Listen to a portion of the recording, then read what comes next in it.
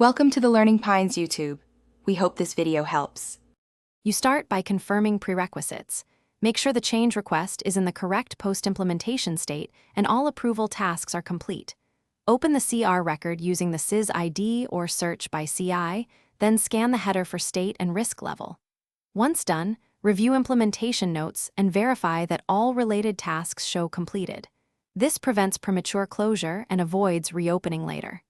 Next, move directly to verifying verification evidence and updating closure fields before setting the final state. Now validate evidence and wrap up dependent work.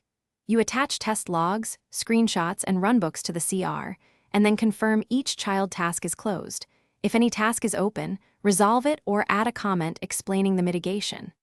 Make sure the closure code and close notes fields are filled. These explain why the change succeeded or failed.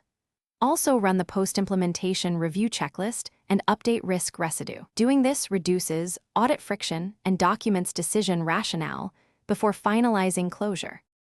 Finally, set the CR state to closed once documentation and tasks are complete.